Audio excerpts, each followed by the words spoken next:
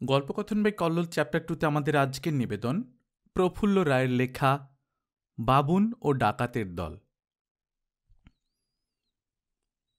3 দিন হলো পুজোর ছুটি পড়েছে, অথচ এখনো নতুন জামা প্যান্ট জুতো টুতো কিছুই কেনা হয়নি বাবুনের।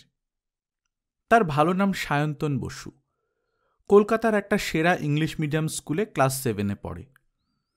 গেল এপ্রিলে 12 পেরিয়ে 13-য় পা দিয়েছে। লেখাপড়ায় বেশ ভালো। ফার্স্ট টার্মিনাল, হাফ ইয়ারলি কি অ্যানুয়াল পরীক্ষায় রেজাল্ট বেরোলে দেখা যায় প্রথম 5 জনের ভেতর বাবুনের নামটাও আছে। শুধু পড়ার বইয়ের মধ্যেই দিনরাত মুখ গুঁজে পড়ে থাকে না সে। চমৎকার ক্যারাটে জানে, ডিবেটে ইন্টার স্কুল চ্যাম্পিয়ন। তার আরেকটা বড় গুণও আছে, সুন্দর ছবি আঁকতে পারে। একটা নামকরা আঁকার স্কুলে সে প্রতি রবিবার বিকেলে ক্লাস করতে যায়। তার আঁকার টিচারের ধারণা, ছবি আঁকাটা যদি বাবুন না ছাড়ে একদিন বিখ্যাত আর্টিস্ট হবে। বাবুনরা থাকে বালিগঞ্জ ফাঁড়ির কাছে রুস্তমজি স্ট্রিটে। ওর কোনো ভাই বোন নেই, মা বাবার সে একমাত্র সন্তান। ওর বাবা দেবব্রত বসু একটা বিরাট কোম্পানির মস্ত অফিসার। অফিসের কাজে সারা বছরই দিল্লি, মুম্বাই, ব্যাঙ্গালোর করে বেড়াতে হয়। 2-1 বছর পরপর সিঙ্গাপুর, হংকং, কুয়ালালামপুর, এমনকি নিউ ইয়র্ক, লন্ডনেও তাকে যেতে হয়। কদিন আর তিনি কলকাতায় থাকতে পারেন। বাবুনের মা চিররুগ্ন, হার্টের কি একটা অসুখে মাঝে মাঝেই শয্যাশায়ী হয়ে পড়েন। বাড়ি থেকে তাঁর বেরোনো একরকম বন্ধ। বাবুনের বন্ধুদের সবারই জামা প্যান্ট কেনা হয়ে গেছে। কোন কোম্পানির জিন্সের ট্রাউজার্স, কোন কোম্পানির শার্ট, কী রঙের পাঠান স্যুট কিনবে, সব বিজ্ঞাপন দেখে দেখে ঠিক করে রেখেছিল সে। কিন্তু দোকানেই যাওয়া হয়নি। তার কারণ বাবা অর্থাৎ দেবব্রত বসু অফিসের কাজে মুম্বাই গিয়েছিলেন।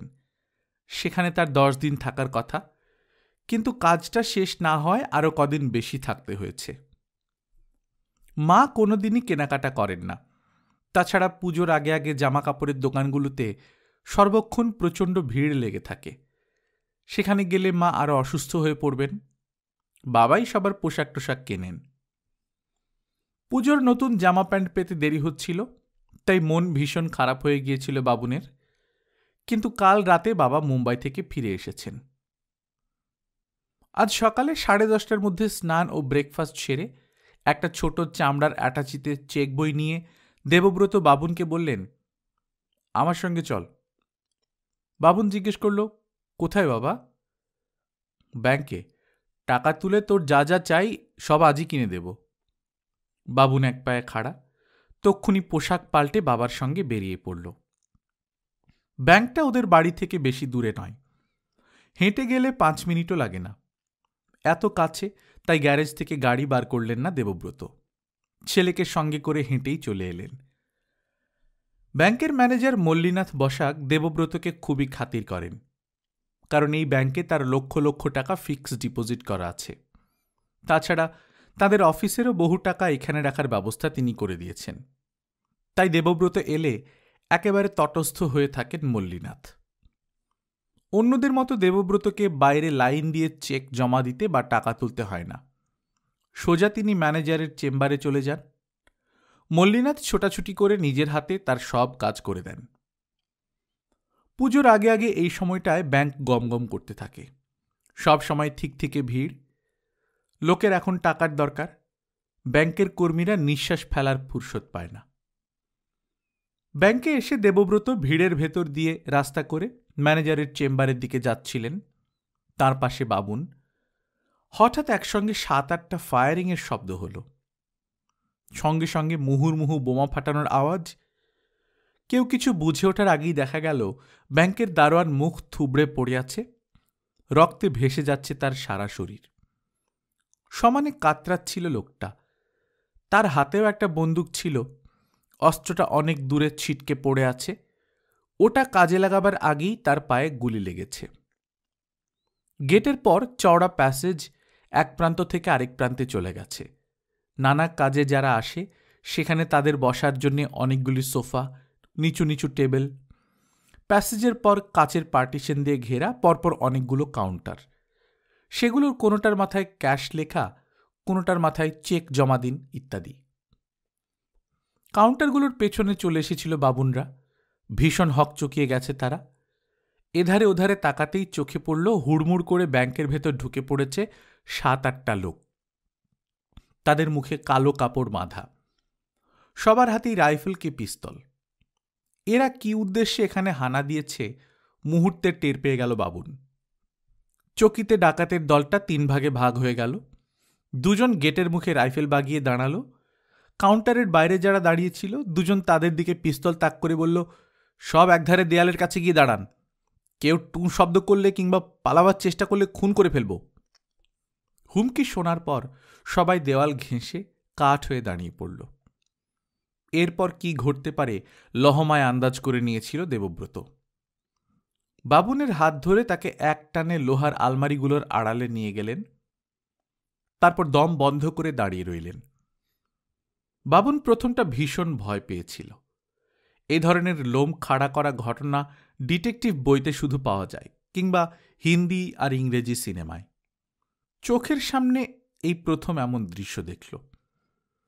আতঙ্কের সঙ্গে ভীষণ কৌতূহল হচ্ছিল তার। পাশাপাশি 2 আলমারির ফাঁকে চোখ রেখে সে তাকিয়ে থাকে।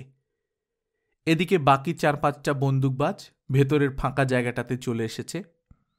কাউন্টারে বসে যে ব্যাংক কর্মীরা কাজ করছিল 3 জন তাদের দিকে রাইফেল তুলে হুঁশিয়ার দিল, কেউ নড়বেন না, যে যেভাবে বসে আছেন সেভাবেই থাকুন, চালাকি করার চেষ্টা করলে লাশ বানিয়ে দেব। অন্য বন্দুকবাজরা পটাপট টেলিফোনের তার ছিঁড়ে সোজা ম্যানেজারের ঘরে চড়াও হলো। সেখানে কি হচ্ছে দেখা যাচ্ছে না, তবে নতুন করে যে গুলিটুলি চলেনি সেটা অনুমান করা গেল। গুলি চললে ফায়ারিংয়ের আওয়াজ পাওয়া যেত। আলমারির ফাঁকে চোখ ঠেকিয়ে বন্দুকবাজগুলোকে দেখতে চেষ্টা করছিল বাবুন। মুখ আধা আধি ঢাকা থাকলেও অন্য অংশগুলো চোখে পড়ছিল। কারো চুল খোঁকড়া, কারো চোখ কটা, কারো মাথায় খুব অল্প চুল। একজনের কপালে লম্বা কাটা দাগ, একজনের থুতনিতে ঝোপের মতো দাড়ি, আরেকজনের দাড়ি ছুঁচলো। মস্তিষ্কের কোনো অদৃশ্য ক্যামেরায় লোকগুলোর ছবি চটপট তুলে নিচ্ছিল বাবুন। কয়েক সেকেন্ডের মধ্যে ম্যানেজার মাঝবয়সী মল্লিনাথ বসাককে টানতে টানতে ফাঁকা জায়গায় বার করে এনে সোজা দাঁড় করিয়ে একজন তার মাথায় পিস্তল ঠেকিয়ে রাখল। আর 2 জন বিরাট চাবির গোছা নিয়ে গেল ক্যাশ কাউন্টারের পেছন দিকে। নিশ্চয়ই চাবিগুলো ম্যানেজারকে ভয় দেখিয়ে আদায় করেছে ওরা। অনেকবার বাবার সঙ্গে এই ব্যাংকে এসেছে বাবুন। সে জানে ক্যাশ কাউন্টারের ওপাশে একটা বড় চেম্বারে বড় বড় সিন্দুকে ব্যাংকের টাকা থাকে। দরকার মতো সেই টাকা বার করা হয়। ওই চেম্বারটার পাশে ব্যাংকের ভল্ট। ছোট ছোট বাক্সের মতো লোহার খোপে কাস্টমারদের গয়না ও অন্য সব দামি জিনিসপত্র থাকে। আগে লক্ষ্য করেনি বাবুন। এবার তার চোখে পড়ল যে বন্দুকবাজ দুটো ভল্ট আর টাকা রাখার চেম্বারের দিকে গেছে তাদের কাঁধে রয়েছে কটা বড় বড় কাপড়ের ব্যাগ। 10 মিনিটও লাগল না, ব্যাগগুলি বোঝাই করে টাকা এবং সোনা নিয়ে পুরো গ্যাংটা গুলি এবং বোমা ছুটতে ছুটতে অদৃশ্য হয়ে গেল। প্রকাশ্য দিবালোকে বেলা 11টা নাগাদ গড়িয়াহাটের মতো জায়গায় যখন হাজার হাজার মানুষের ভিড়, ব্যাংক ডাকাতি হয়ে গেল। অথচ কারো কিচ্ছু করার ছিল না। বন্দুক পিস্তলের সঙ্গে খালি হাতে কি বা করা যায়? বন্দুকবাজটা লুটপাট ছেড়ে চলে যাবার পর চারদিকে লোকজন ব্যাংকের সামনে দৌড়ে এলো। কিভাবে ডাকাতিটা হলো, কত টাকা লুট হয়েছে, ডাকাতদের গুলিতে কজন মারা গেছে, এসব তারা জানতে চায়। সকলে একসঙ্গে কথা বলছে, সকলেই উত্তেজিত, ফলে তুমুল হুলস্থুল বেঁধে গেছে। এর মধ্যে থানায় খবর পৌঁছে গিয়েছিল। একটা প্রকাণ্ড কালো পুলিশ ভ্যান এসে হাজির হলো। সেটা থেকে নামলেন একজন ইন্সপেক্টর আর 8-10 জন আর্মড পুলিশ। তাদের প্রত্যেকের হাতে রাইফেল। পুলিশ বাহিনী ব্যাংকের সামনে থেকে প্রথমেই ভিড় সরিয়ে দিল। ইন্সপেক্টর 4 জন আর্মড কনস্টেবলকে গেটের মুখে দাঁড় করিয়ে বাকি কজনকে নিয়ে ভেতরে ঢুকলেন। ব্যাংকের যে দারোয়ানটা ডাকাতদের গুলি খেয়ে রক্তাক্ত অবস্থায় গোঙাচ্ছিল তাকে হাসপাতালে পাঠানো হলো। যারা চেক ভাঙাতে বা জমা দিতে এসেছিল তাদের চোখে মুখে এখনো আতঙ্ক লেগে আছে। পুলিশ ইন্সপেক্টর আলাদা আলাদা করে প্রত্যেকের কাছ থেকে ঘটনা এবং ডাকাতদের চেহারার বর্ণনা শুনে নিলেন। তার একজন সহকারী একটা বড় নোটবুকে টুকে নিতে লাগলেন। প্রত্যক্ষদর্শীদের নাম ঠিকানাও তিনি লিখে নিচ্ছেন। সবশেষে এলো বাবুনদের পালা। দেবব্রতের সঙ্গে কথা বলার পর ইন্সপেক্টর বাবুনকে জিজ্ঞেস করলেন, তোমার নাম কি? সায়ন্তন বসু, ডাকনাম বাবুন। কোন স্কুলে পড়ে, কোন ক্লাসে পড়ে ইত্যাদি জেনে নিয়ে ইন্সপেক্টর বললেন, ডাকাতরা ব্যাংকের ভেতর ঢোকার পর তুমি কি করলে? বাবুন সেই আলমারিগুলো দেখিয়ে বলল, বাবা আমাকে নিয়ে ওগুলোর আড়ালে চলে গিয়েছিলেন, আমরা ওখানেই লুকিয়েছিলাম। তাহলে তো তুমি কিছুই দেখতে পাওনি। পেয়েছি। একটু অবাক হলেন ইন্সপেক্টর। আলমারির পেছন থেকে কিভাবে দেখলে? বাবুন বুঝিয়ে দিল, দুই আলমারির মাঝখানে যে 5-6 ইঞ্চি করে ফাঁক আছে, সেখানে চোখ লাগিয়ে সে দেখেছে। কি দেখেছ? খুঁটিনাটি সব বিবরণ দিতে লাগলো বাবুন। একজনের চোখের তারা কটা, একজনের থুতনিতে ঝোপের মতো দাড়ি, একজনের সূচলো দাড়ি, মুখে কাপড় বাঁধা থাকলেও দুজনের গাল ভর্তি দাড়ি, ইত্যাদি ইত্যাদি। ইন্সপেক্টর খুশি হলেন। বাবুনের কাঁধে হাত রেখে তারিফের সুরে বললেন, বাহ, তোমার পর্যবেক্ষণ শক্তি তো দারুণ। পর্যবেক্ষণ শক্তি কথাটার মানে জানে বাবুন। খুব মনোযোগ দিয়ে লক্ষ্য করার ক্ষমতা। প্রশংসায় সে একটু লজ্জা পেল। ইন্সপেক্টর বললেন, আর কিছু মনে পড়ছে?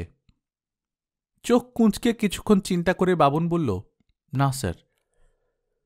যদি মনে পড়ে তাহলে বাবাকে নিয়ে থানায় আমার সঙ্গে দেখা করো। আমার নাম পরমেশ মণ্ডল। ইন্সপেক্টর মণ্ডল বললেই আমার চেম্বারটা দেখিয়ে দেবে। ঠিক আছে। বাবুনরা ছাড়া পেল 1:30 নাগাদ। পুলিশ বাহিনী কিন্তু থেকে গেল। ইন্সপেক্টর মণ্ডল এবার ব্যাংকের কর্মী এবং ম্যানেজারের সঙ্গে কথা বলবেন। ডাকাতরা কত টাকা আর দামি দামি কী কী জিনিস লুট করে নিয়ে গেছে তার খোঁজখবর নিয়ে সেসবের তালিকা তৈরি করতে হবে। ব্যাংকের বাইরে এসে দেবব্রত ছেলেকে বললেন, টাকা তোলা গেল না, তোর জামা প্যান্টও কেনা হলো না। কাছাকাছি অন্য একটা ব্যাংকেও অ্যাকাউন্ট আছে তার, সেটার নাম করে জানালেন, কাল ওখান থেকে টাকা তুলে নিয়ে দেব। বাড়ি ফিরে কোনো রকমে দুপুরের খাবার চুকিয়ে নিজের ঘরে গিয়ে শুয়ে পড়ল বাবুন। দিনের বেলা তার ঘুমানোর অভ্যেস নেই, এমনকি কোনোদিন শোয়ও না পর্যন্ত। আজ চোখের সামনে যা ঘটে গেছে তার আতঙ্কের রেশ এখনও যেন পুরোপুরি কাটেনি। ভীষণ ক্লান্ত হয়ে পড়েছিল।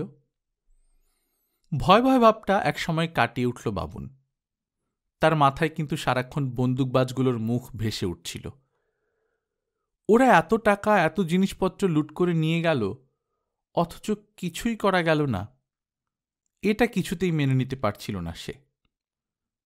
সময় যত কাটছে বাবুনের তত মনে হতে লাগল কিছু একটা করা দরকার।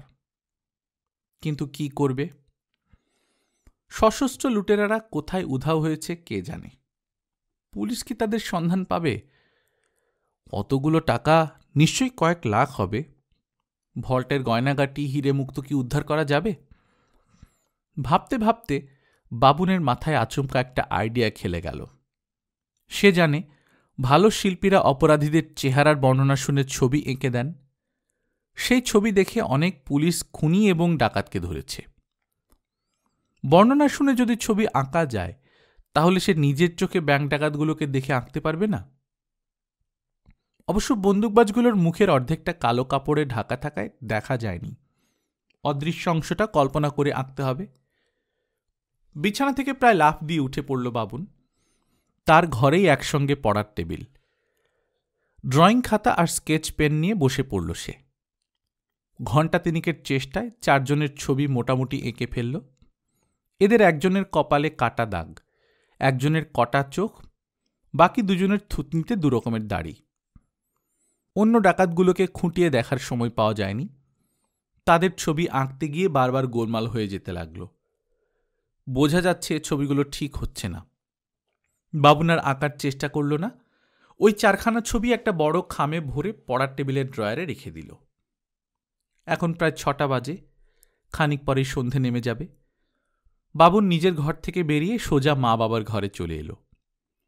মা আর বাবার আলাদা আলাদা খাট, তারা ঘুমোচ্ছিলেন।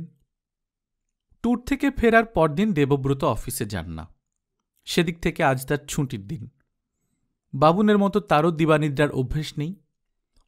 কিন্তু আজ ব্যাংকের সেই মারাত্মক ঘটনাটার পর বাড়ি ফিরে আর বসে থাকতে পারছিলেন না। শরীর যেন ভেঙে আসছিল। কোনো রকমে খাওয়া সেরেই শুয়ে পড়েছেন। সঙ্গে সঙ্গে গভীর ঘুম। বাবুন দেবব্রতর খাটের কাছে এসে তার কাঁধে হাত রেখে আস্তে আস্তে নাড়া দিতে লাগল। চাপা গলায় ডাকল, বাবা বাবা। এভাবে ডাকার কারণ যাতে মায়ের ঘুম ভেঙে না যায়।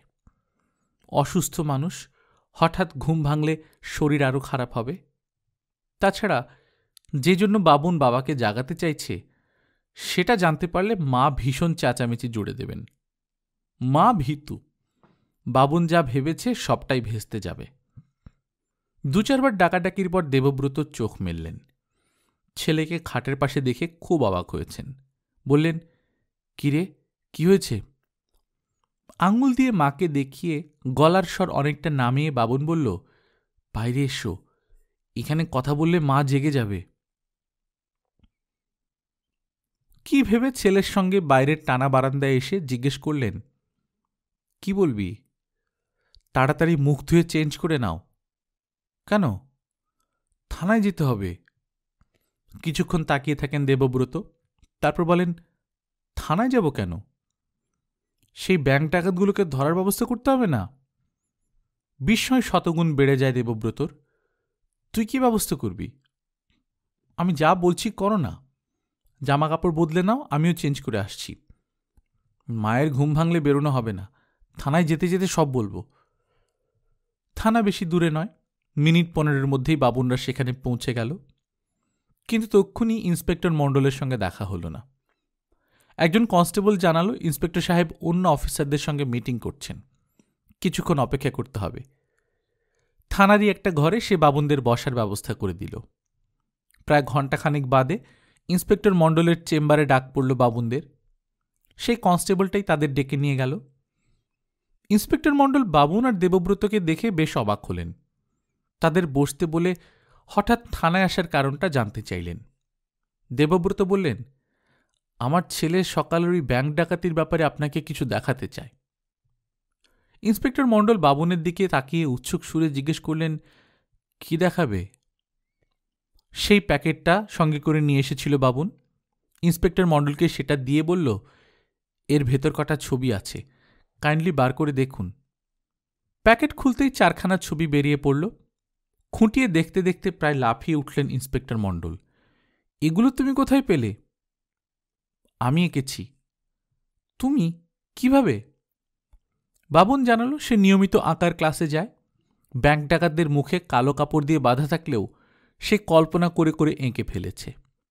ইন্সপেক্টর বললেন, দারুণ কাণ্ড করেছ বাবুন। এই যে কপালে কাটা দাগ, এর নাম আব্দুল, আর ছুঁচলো দাড়িওয়ালাটা নেলো। দুটোই মার্কা মারা খুনি। ওদের এগেনস্টে কত কেস যে রয়েছে ঠিক নেই। বাকি দুটোকে চিনতে পারলাম না, খুব সম্ভব এ লাইনে নতুন আমদানি। সে যাক, আব্দুলও নেলো 2-1 দিনের ভেতরই ধরা পড়বে। পালের গোদাদের অ্যারেস্ট করতে পারলে বাকি কটাকে ছেঁকে তুলতে আর কতক্ষণ লাগবে? অন্ধকারে হাতড়ে বেড়াচ্ছিলাম। কি উপকার যে তুমি করলে বলে বোঝাতে পারবো না। হাত মেলাও ইয়াং ফ্রেন্ড। দুজনের হাত মেলানো শেষ হলে ইন্সপেক্টর মণ্ডল বললেন, আজ বাবার সঙ্গে বাড়ি যাও, পরে কি হয় তোমাদের জানিয়ে দেব। এরপর 5 দিন পার হলো। বাবন স্কুলে যাচ্ছে, পড়াশোনা করছে, ক্যারাটের ট্রেনিং নিচ্ছে, গান শিখছে, সবই ঠিক। তবু কেমন যেন অন্যমনস্ক হয়ে থাকে। থানা থেকে এর ভেতর কোনো খবর আসেনি। 6 দিনের দিন বিকেলবেলা স্কুল থেকে সবে বাবুন ফিরেছে, ইন্সপেক্টর মণ্ডলের ফোন এলো। তিনি বললেন, কিছুক্ষণ আগে ব্যাংক ডাকাতদের পুরো দলটাই ধরা পড়েছে। এমনকি যে কয়েক লাখ টাকা, সোনার গয়না, হিরে মুক্ত আর অন্যান্য সব দামি জিনিস লুট হয়েছিল তার সবটাই প্রায় উদ্ধার করা গেছে। এই সবই তো সম্ভব হলো তোমার জন্য। কংগ্রেচুলেশনস বাবুন। একটু থেমে ফের বললেন, একটা সুখবর আছে। বাবুনের ভীষণ আনন্দ হচ্ছিল। জিজ্ঞেস করল, কি সুখবর? ইন্সপেক্টর মণ্ডল জানালেন, পুলিশ ডিপার্টমেন্ট আর ব্যাংক থেকে খুব শিগগিরই ডাকাত ধরতে সাহায্য করার জন্যে বাবুনকে পুরস্কার দেয়া হবে। গল্পকথন বাই কল্লোল চ্যাপ্টার 2 আপনারা শুনছিলেন প্রফুল্ল রায়ের লেখা বাবুন ও ডাকাতের দল। আমরা নিয়মিত গল্প পাঠ করে শোনাচ্ছি।